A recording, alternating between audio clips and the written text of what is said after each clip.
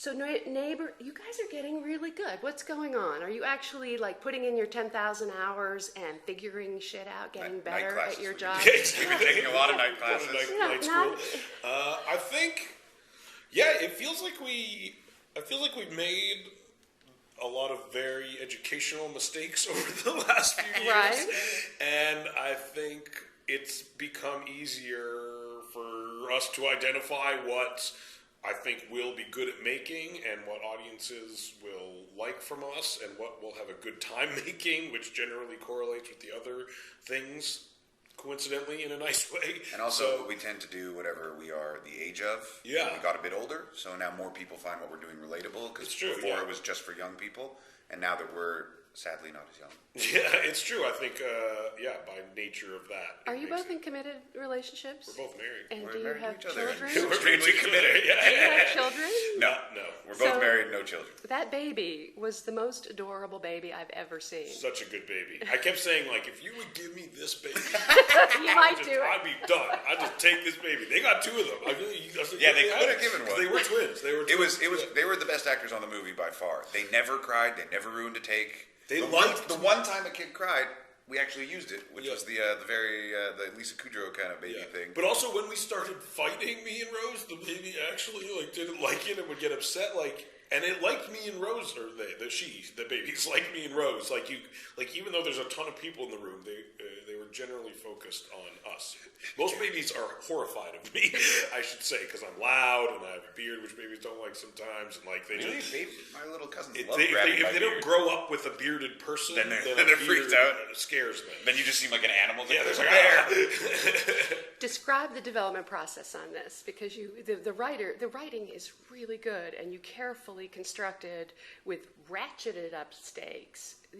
Very good slapstick sequences. So talk about how those things got created. That's not easy. There were kind of like three phases to the writing. Andrew and Brendan conceived the original concept, and at that point it was about three guys, like Seth and his two buddies, go to war with a frat.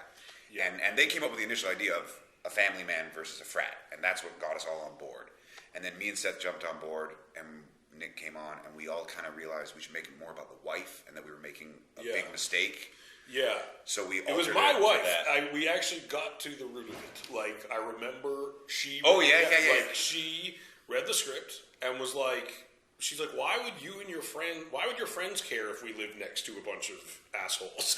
She's like, me and you would be the ones dealing with it. Like Evan, if you called Evan and was like, my neighbors are loud, he'd be like, too bad, have a good one. I'd fuck with it. Yeah. I'd be down for that. You wouldn't be as invested. But then as we started talking, the idea that me and my wife were really a team and on the same page kind of became in a way the most exciting idea about the movie to us. Yeah, and then a big thing was just when we realized Rose should be as dumb as Seth. That was kind of the final thing that and took it to as the next petty level. and kind of as irresponsible and as wanting to be cool and participate in these activities. And then it's one of those things where the more we she's talked flirting about with Zach. Exactly. She wants to be considered attractive. Exactly. And it's one of those things that we slowly realize they've just never made a movie about people who've just had a kid and are grappling with being old versus young and wanting to party but not being able to party and wanting to do all this stuff. And it was one of those things where you're oh, that in a way is the most original idea about this whole thing kind of. Well, there was this girl at South by who was saying, I was really having fun with the frats and everything, but I found myself really liking the parents. It's nice. She was like this kid, and I laughed because, of course, I was identifying with the parents. Yeah, too. I think everyone. You're rooting for them. I think no matter how stupid they are. Yeah, exactly. Because and they are stupid. Because I think they're such a good team, and they seem to get along so well. And the baby, honestly, the baby helps. Because the baby seems so happy and is so cute, it makes us seem like good parents. We would talk about that a lot. Every time the baby smiled, we're oh, this makes us look like better parents. There must be, you've got the monitor with you, right? There must be a line that you... Did you go too far and have to pull back? In filming, probably, right? In general, we always do a few jokes that are too far. This movie was the first movie where we watched the assembly and we were like, "This is too dirty." Yeah, we got to take some stuff out, and we did. Yeah. There What was did a lot we more lose? genitalia. A lot more genitalia jokes and visuals Yes. of actual genitalia. You went pretty far. I know, so you can imagine. What There was some stuff involving Chris Mintz-Plasse that had to be destroyed forever. Yeah, exactly. And it was pretty unbelievable. So why Stoller? When did you bring him? I mean, right away you brought him in. This is so well directed also. He did a great job. I mean, it came up very casual. I think you saw him at a party or something, and we're talking about. I think it came up like we see him all the time. Because he's writing more than he's directing, and he's actually. Tell me why you thought directing was what he should do. I think we literally mentioned it. I've known him since I was like 18. We shared an office together on Undeclared. So like I have always thought he's super funny. And then I actually remember like you actually first mentioned it to him at a party. And then I remember he called and was just like, they mentioned this. It was called Townies at the time, but he was saying they mentioned Townies to me. It sounds like a great idea. And he was the one who was like, that could be something I could see directing, because he just seemed to want to do something fun and different than kind of what he had done before in some ways. And I think he also he has a daughter and he's had a family for a while. Yeah. And he had all this bottled up. Like Judd with Knocked Up. Judd had all this info from all these life experiences that he wanted to put out. Yeah. And Nick kind of got to the same place where he just was ahead of us a bunch. And so between the two of us, we could kind of he's get like a this few time years period older down. than us, but not that much older than us. So it's like he's kind of been through all this stuff, and we very much related to exactly what he was going through on it. But and then he teamed up with Brandon Tross, the DP, who we used on this as the end. And they really created an amazing visual style for the movie that it was much different than all of Nick's other movies. Yeah, Nick was determined to make it that you wouldn't know it was Nick Stoller if you looked at the old Nick Stoller movies compared to this. He wanted to look totally different. And feel different, and it was really exciting to watch. And your acting is actually really good. Thank you. and so can you talk about working with Rose, and what was it that made, can you explain why you're so good in this? That's a weird question. Why are you so damn good? I think it's... It's work, I think. I honestly think in a way... You have to be trying to do a good job. I think in a way it was closer to me in a lot of ways than almost any character I've done. You mean you're super dumb? Yeah, but I think more emotionally kind of where I was at that moment in a weird way.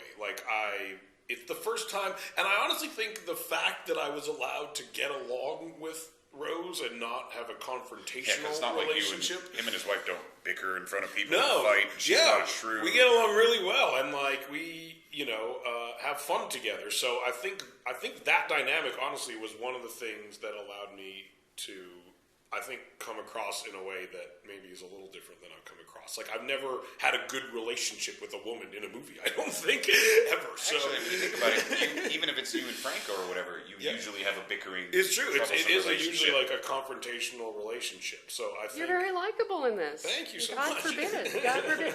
So how hard were the sequences to do? The party night sequence. How long did that take? How difficult was it? The party sequences were actually extremely fun because Nick thought we should take some flip cams and some small digital cameras and run around and film stuff. Yeah.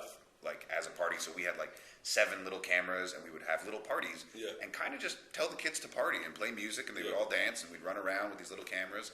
But Nick also was determined that each party would feel very different. So he conceived this blacklight concept. Was it his idea? Yeah. He watched the movie Enter the Void a lot. He kept mentioning that. The Gaspar Noé movie. Have you seen it? I've seen parts of it. I tried. It was tough, honestly, but and I like some of his other stuff. But it was So he wanted to have kind of a crazy look, and so it was fun though. We made the movie for a small amount of money, so by its nature, we had to shoot stuff fast, which I like in a lot of ways. When I'm not directing, I like it. If I'm directing, I want tons of time to do anything I want. But digital? Was it digital? Yeah, it was. So you ran and ran. Yeah, and ran. we would do these long takes, and so I think sometimes party sequences you can get too much into the shots, but because almost the whole movie's handheld, it almost has a documentary style to it at times. That it was actually really fun to shoot. It was never laborious or I like momentum. as an actor. We never had time to get bored. Exactly, yeah. So the concept, I mean, you're obviously marketing the hell out of this idea of you versus Zac Efron's abs, you know. Yeah, exactly. That's clearly your That ace in the hole. organically arised. Yes. but so did you know that he could be this funny? I mean, in the casting process. Well, kind of the craziest part of this whole movie is Brendan and Andrew brought us the idea, and when they initially brought us the idea, they said, and it must be Zac Efron. Zac Efron was an idea for the movie before Seth was. Yeah. And I had met him a few times, and he's almost, in comedy, almost the most important thing is to be self-aware in some way. Like, to understand how, like, you're being received by the audience, you know? And a lot of dramatic actors, comedically, are not self-aware. Like, they think maybe they're funnier than they are, or less funny than they are, or funny in a different way than they are. But I'd met Zac, and from the first moment I met him, he seemed like incredibly self-aware. He was like apologetic for who he was and his position in the world. He seemed to exactly understand his quality of movies at various times and levels, and that was one of the first things that made me think, like, I bet he's really funny or could be really funny in the right hands, because he seems to really get how he's coming across. Which is to play it straight, which is even dumber than you and Rose. Yeah, and that was the brilliant choice. Like, he took it very seriously. Like, to him, it almost wasn't a comedy, but, like, as he was doing it. But that takes a lot of confidence for a dramatic actor to do, because a lot of actors will get in there and try to be funny, which is, like, the worst thing in the entire world. But he, and very wisely, was like, if I don't try to be funny, it will be funny, which is like a leap ahead where a lot of dramatic actors are, you know? So the airbags came from YouTube? It did, yeah. You like to watch people getting hurt on YouTube? We watch a lot of, there's videos on YouTube. We waste a lot of time when writing. And to be clear, like, no one should do that. Yeah. The videos on YouTube are brutal. They look a lot like the video the clip that's in the movie. There is one video specifically where a guy, like, slammed into some boards and fell down on YouTube, and it looks painful. But yeah, funny. It was funny. We really pushed Andrew and Brendan. We push almost if there's like one note we give to writers that the movies we're producing, it's like push it further, like make it crazier. Yeah, you can always edit it back. We always say if you don't go too far, you didn't go far enough. Yeah. Because we'll all be responsible in the editing room, and if we took a joke too far, we'll trash it. Yeah. So how many years have you guys been working together now? How old are we? 31? Almost 11, 32. Almost 20. 18? Yeah. 18 years? 20 years. 18 All right. Which is a very lucky number for you. Exactly. So you're using a little bit of the Apatow model. Yeah. Producing, writing, directing, acting. Yeah. How do you figure all that out? That's I know that you can't answer that. This is our last question. It's hard.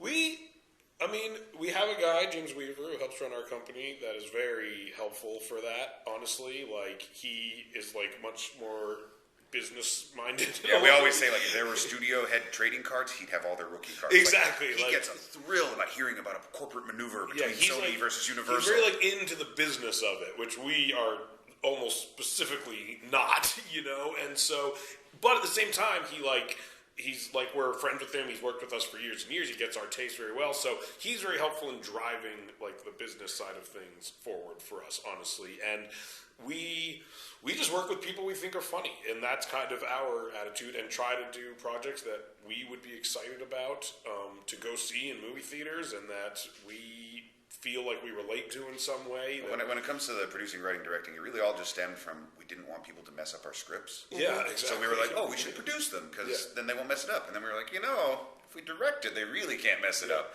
And it's just hard, because it's your baby, you know, and you don't want to let it go. And when someone takes your script and it doesn't turn out well, it's very upsetting. And then you start to meet people who you think are really funny, and like you meet like Gerard, who's in the movie, and he tells you he has an idea, and you're like, well, Gerard's the funniest dude ever. How do you not help him get his idea made? And because if Judd hadn't done that with us, then we wouldn't be in that position. So it almost just, you meet people who are funny, and it seems crazy to not try to help them get their ideas out there. So the interview, though, is you're gonna go all the way on that one. You're directing that one too. Yeah, we did it. It's all done. We're not completely, but it's right over there. We brought in another screenwriter because we were so busy to help us. Yeah, because it was quite political, which we're not. We don't excel at political comments. Yeah, but we produced it, and I star in it, and we directed it, and we wrote like the story with him for the movie. So yeah, we're all in. It's good though, so I'm not worried. Thank you, guys. Thank you.